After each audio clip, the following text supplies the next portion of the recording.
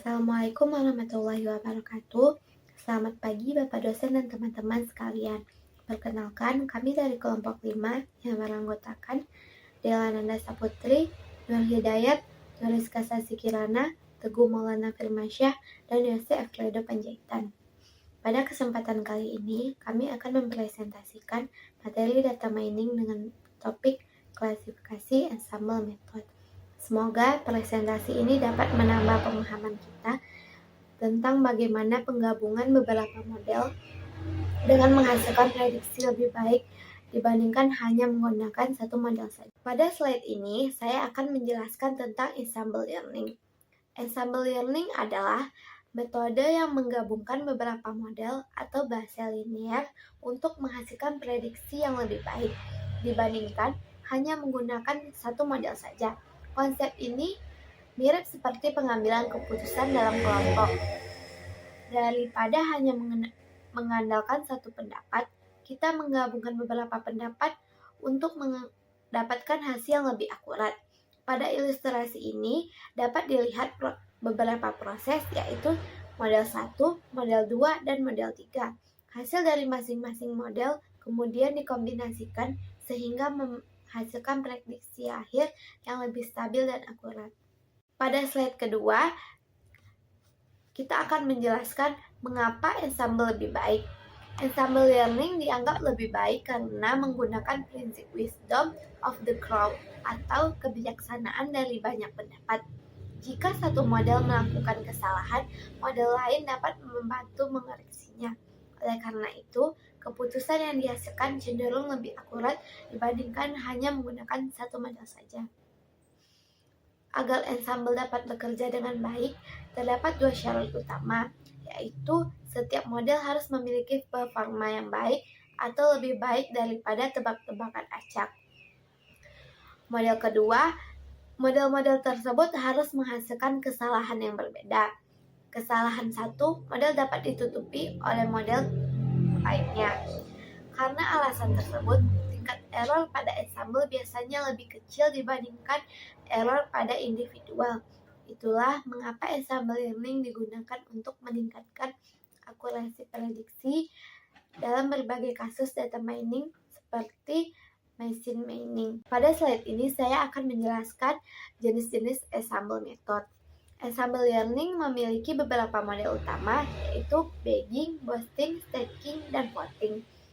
Bagging bekerja dengan cara melatih beberapa model secara paralel menggunakan sampel data yang berbeda-beda. Contohnya, algoritma yang paling terkenal adalah random forest. Metode ini efektif untuk mengurangi overfitting atau variance. 2. Boosting. Boosting bekerja dengan cara berurutan atau sequential. Setiap model harus berfokus memperbaiki kesalahan yang dibuat oleh model sebelumnya. Contoh algoritmanya adalah AdaBoost, AggyBoost, LegGBM. Metode ini bertujuan mengurangi bias dan meningkatkan akurasi model. Ketiga, ada stacking.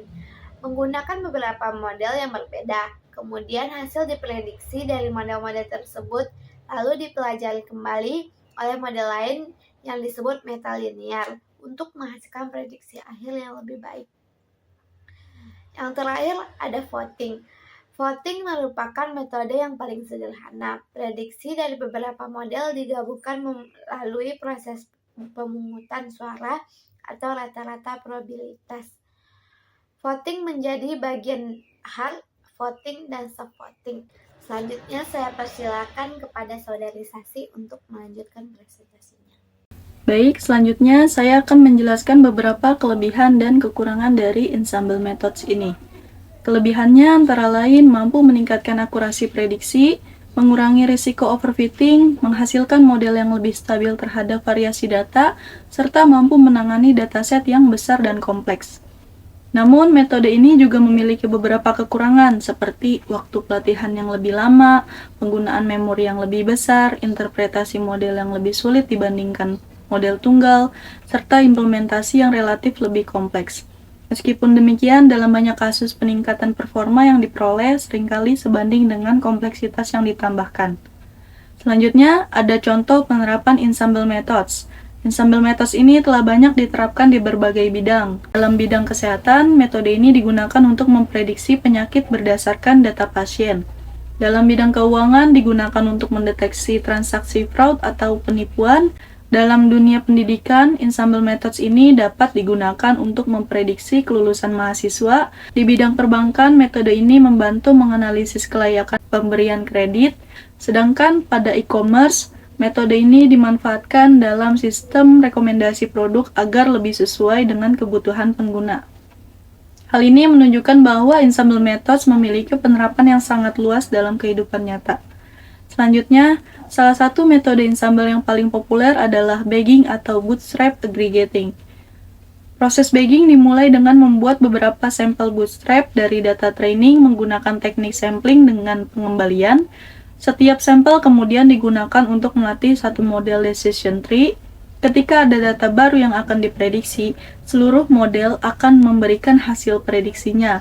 Untuk kasus klasifikasi, hasil akhir ditentukan menggunakan majority voting, sedangkan untuk regresi menggunakan rata-rata prediksi. Dengan cara ini, bagging dapat meningkatkan stabilitas model dan mengurangi risiko overfitting. Selanjutnya, saya persilakan Saudara Yose untuk melanjutkan presentasi. Terima kasih. Selanjutnya itu random forest, perbaikan dari bagging. Random forest adalah bagging yang ditambahkan pemilik fitur secara acak pada setiap node desain tree. Pada bagian bagging tree, setiap tree memiliki fitur tree cenderung mirip satu sama lain. Kolerasi antar tree lebih tinggi atau error lebih besar. Random forest saat melakukan split hanya M fitur acak yang dipertimbangkan. Biasanya klasifikasi M sama dengan akar P.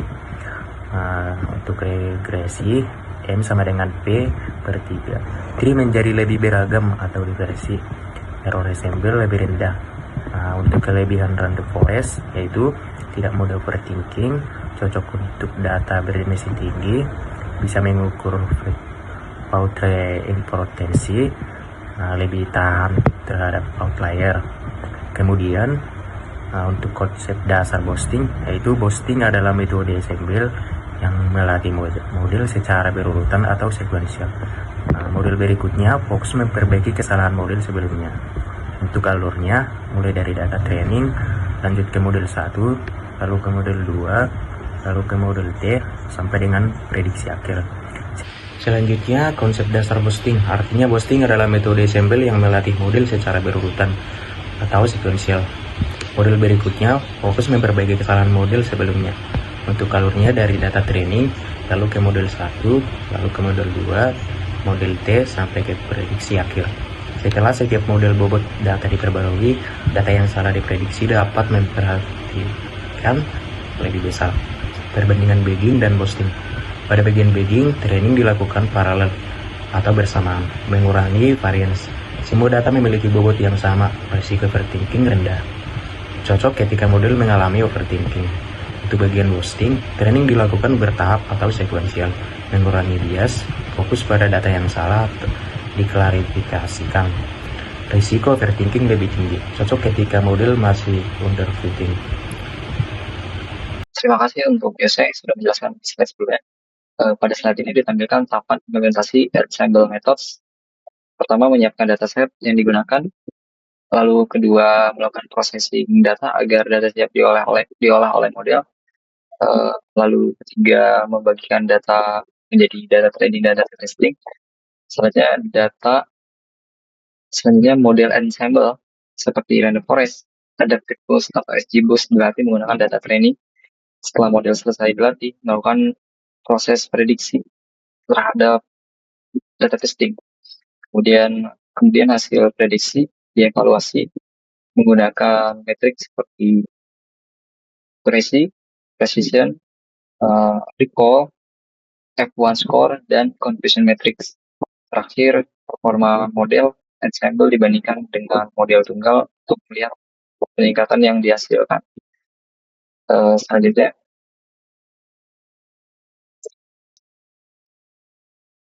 kita masuk ke penjelasan kode Python. Di sini saya menjelaskan implementasi ensemble method di Python menggunakan dataset sequencer. kita akan melihat bagaimana metode sampel seperti bagging, random forest, ada boost, gradient boosting, dan sticking bekerja dan membandingkan performanya dengan decision tree tunggal. Pas tadi kita masuk penjelasan bagian pertama, bagging dan random forest. Di bagian ini kita mulai dengan mengimpor library yang diperlukan seperti nanti dan pandas untuk memanipulasi data, serta berbagai modul dari Escalon untuk ensemble methods dan evaluasi model. Lalu kita masukkan load dispenser. Ini digunakan untuk mengambil dataset dan kita masukkan train test split untuk membagi data menjadi set pelatihan dan pengujian. Terus kita masuk ke langkah-langkahnya, membuat dataset dan pembagi data. Dataset dispenser dimuat dan data X serta Y dipisahkan, kemudian data dibagi menjadi 70% untuk pelatihan dan 30% untuk pengujian. Lalu kita lihat sini ada random step sampai dengan 42. Ini agar hasilnya konsisten. Terus model decision tree tunggal, ini kita melatih sebuah decision tree classifier sebagai baseline atau modul dasar. Ini penting untuk melihat seberapa baik model ensemble dapat meningkatkan performa dibandingkan model tunggal. Terus bagging dengan decision tree, di sini kita mengimplementasikan bagging classifier. Konsep bagging itu sih, konsep bagging itu adalah melatih beberapa estimator, atau dalam kasus ini decision tree classifier, ada subset data yang berada dan kemudian menggabungkan prediksinya. Nah, di sini ada n estimator sama dengan 100. Berarti kita menggunakan 100 decision tree. Terus selanjutnya ada parameter yaitu n jobs sama dengan 1. Ini memungkinkan pengguna semua core CPU untuk komputasi yang lebih cepat. Lalu kita masuk ke random forest. Di random forest ini kita melatih random forest classifier. Apa itu random forest?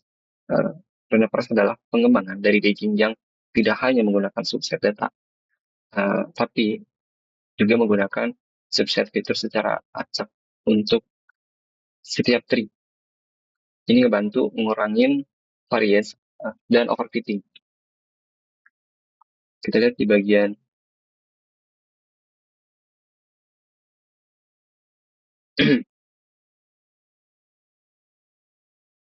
kita lihat bagian di max features square root atau disingkat dengan SQRT.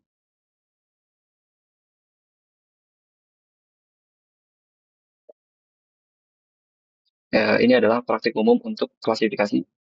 Jadi artinya setiap tree hanya mempertimbangkan akar kuadrat dari total fitur yang tersedia.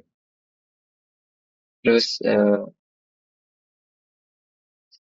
ini kita masuk ke perbandingan. Setelah semua model dilatih dan membuat prediksi pada data uji, kita membandingkan akurasi masing-masing model. Menggunakan akurasi score, terlihat bahwa bagging dan random forest memberikan akurasi yang lebih tinggi dibandingkan decision tree tunggal.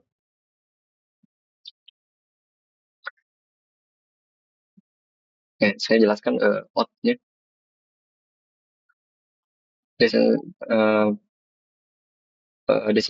Model decision tree tunggal mencapai akurasi di angka 0,9415.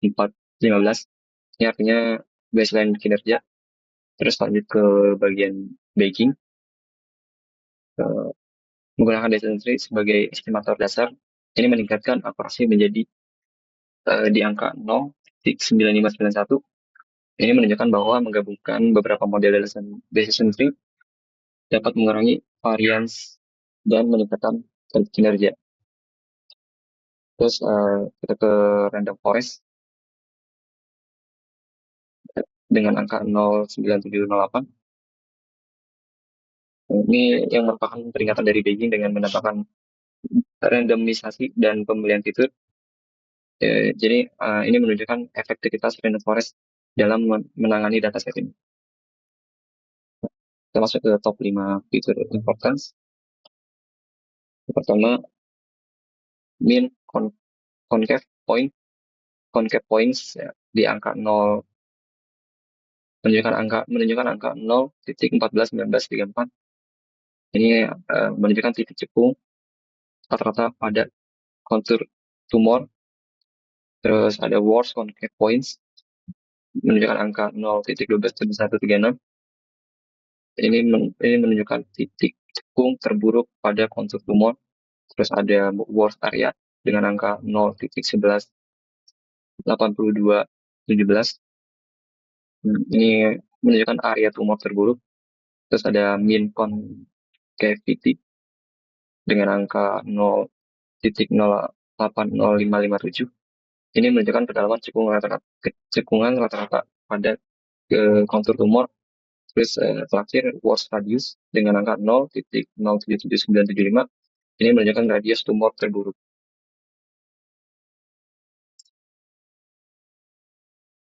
Oke, kita ke selanjutnya. Di bagian boosting methods, setelah membahas bagging dan random forest yang termasuk dalam kategori bagging, sekarang kita beralih ke boosting. Konsep boosting ini adalah melatih base estimator secara sekuensial. Jadi di mana setiap estimator baru berfokus untuk memperbaiki kesalahan dari estimator sebelumnya. Nah, langkah-langkahnya yang pertama, adaptive boosting atau ada boost. Kita menggunakan ada boost classifier. Nah, ada boost ini bekerja dengan memberikan bobot lebih pada data point yang salah diklasifikasikan oleh estimator sebelumnya, sehingga estimator berikutnya akan lebih fokus pada data point tersebut. Nah, di sini kita menggunakan decision tree classifier, yaitu max depth sama dengan 1. Max depth sama dengan 1. Max depth sama dengan 1. Atau sering disebut itu decision sum sebagai base estimator. Nah, terus di sini ada n estimator sama dengan 50. Itu berarti ada 50 decision sum yang dilatih. Selanjutnya kita langsung ke gradient boosting. Kita mengimplementasikan gradient boosting classifier. Nah, gradient boosting juga melatih estimator itu secara sekuensial, tapi ia mencoba memprediksi residual atau kesalahan dari estimator sebelumnya. Learning rate sini dia 1.0, learning rate 1.0 mengontrol seberapa besar kontribusi setiap estimator baru. Nah, terus lanjut ke fitur importance dari gradient boosting. Ini sama seperti sebelumnya, random forest. Gradient boosting juga bisa memberikan fitur importance yang menunjukkan fitur mana yang paling relevan bagi model ini. Terus selanjutnya kita ke akurasi boosting. Kita membandingkan akurasi data boosting dan gradient boosting pada data uji. Data uji.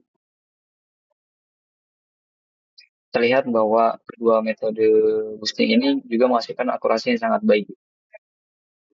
Bahkan lebih tinggi dari bagging dan random forest dalam beberapa kasus. Terus kita lanjut ke learning curve. Learning curve gradient boosting. Di bagian ini menarik. Di bagian menarik ini, di bagian ini adalah visualisasi learning curve. Ya, kita menguji performa gradient boosting dengan jumlah estimator, yaitu kita masukkan n estimator dengan n yang berbeda. Learning curve menunjukkan bagaimana performa model atau akurasi pelatihan dan pengujian berubah seiring bertambahnya jumlah estimator. Dari grafik kita bisa melihat apakah model mengalami underfitting atau akurasi rendah di kedua set atau overfitting. atau akurasi pelabuhan jauh lebih tinggi dari akurasi pengujian, menemukan titik optimal jumlah estimator. Nah, di sini saya akan menjelaskan outputnya. Nah, ada bus adaptive bus, atau adaptive bus. Model ada bus mencapai akurasi di angka 0,9708. Ini menunjukkan bahwa adaptive boost juga sangat efektif menyamai kinerja random forest pada data setting. Terus ada gradient boosting mencapai akurasi 0,9591. Akurasi ini lebih tinggi dari decision tree tunggal yang sebelumnya dan Beijing, tetapi sedikit lebih rendah dari adaptive boost dan random forest pada setting. Nah, grafik learning curve menunjukkan bagaimana akurasi model gradient boosting seiring peningkatan jumlah estimator atau yang bisa disebut dengan font keputusan. Di sini garis biru itu menunjukkan akurasi data pelatihan terlihat bahwa akurasi pelatihan hampir mencapai 1.0 atau bisa dibilang hampir sempurna dengan sangat cepat, sekitar 10-25 estimator dan tetap tinggi. Nah, yang garis oranye ini menunjukkan akurasi pada data pengujian, akurasi pengujian meningkat pesat pada awalnya dan kemudian stabil. Ini menunjukkan bahwa model belajar dengan baik dari data dan bergeneralisasi dengan cukup baik ke data yang nggak kelihatan. Nah, grafik ini membantu dalam memahami bias, variance, trade-off, dan dapat digunakan untuk menentukan jumlah estimator optimal untuk mencegah overfitting atau underfitting di dalam kasus ini. Akurasi pengujian mencapai puncaknya dan stabil. Ini menunjukkan bahwa 100 estimator adalah pilihan yang baik dan menambahkan lebih banyak estimator mungkin tidak akan memberikan peningkatan signifikan pada kerja. Mungkin itu saja penjelasan dari saya. Selanjutnya akan dijelaskan oleh saudara Teguh. Terima kasih. Terima kasih untuk Dayat. Kali ini saya akan mempresentasikan ya implementasi beberapa metode eliminasi learning pada data mining menggunakan bahasa pemrograman Python. Di sini ada baris code untuk membandingkan ya suatu akurasi single model dan ensemble ya. Nah, di sini kita menggunakan metode ada decision tree, bagging, ada random forest, ada boost dan gradient boosting serta stacking. Nah, untuk penjelasan kode di atas ini kita di stacking classifier ya. Untuk impor kita mengimpor dari library ada beberapa, ada mengimpor dari stacking classifier dan logistic regression serta juga import SVC. Dan satu lagi impor key neighborhood classifier. Nah, di sini pada bagian ini kita setelah melakukan impor kita akan melakukan beberapa model dasar dan base learner. Jadi kita akan menggunakan 4 model seperti yang disebutkan tadi, ada random forest, ada super vector machine, Kina Snakebird, dan decision tree. Nah, setiap model akan melakukan prediksi secara independen terlebih dahulu. Nah, setelah itu secara independen ya tadi dia akan menghasilkan max iternya itu kan 1000 karena mungkin secara independen. Setelah seluruh base modelnya menghasilkan prediksi, hasil tersebut akan menjadi input bagian meta learn. Pada penelitian ini digunakan logistik ya, regression sebagai meta learn sebagai ya sederhana gitu. Dan menggabungkan ya hasil prediksinya. Di sini kita menggabungkan simulasi dari model dan model sebelumnya. Oke, selanjutnya adalah untuk membentuk stacking classifier. Di sini pada tahap ini kita buat model stacking classifiernya dulu.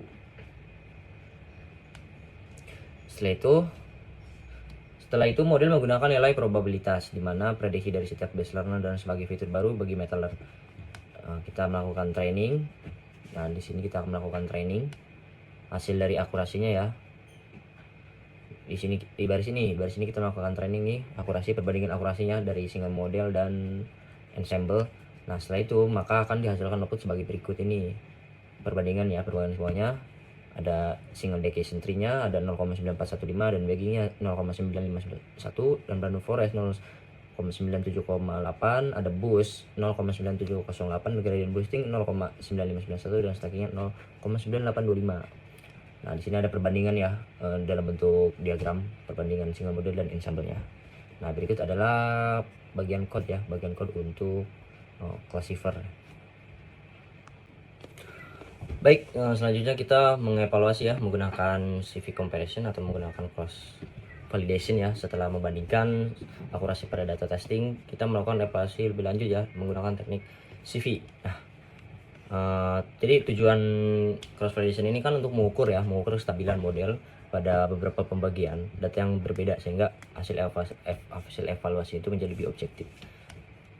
Nah, untuk penjelasan kodenya di sini ya, kita melakukan impor ya untuk CV-nya dan melakukan impor time.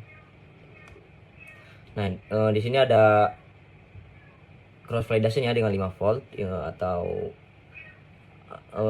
berarti 5 volt itu adalah 5 dataset ya dibagi yang menjadi 5 dataset yang dibagi menjadi 5 bagian. Nah, jadi sebanyak 4 bagian itu digunakan sebagai data training dan 1 bagian digunakan sebagai data testing. Nah, jadi proses ini dilakukan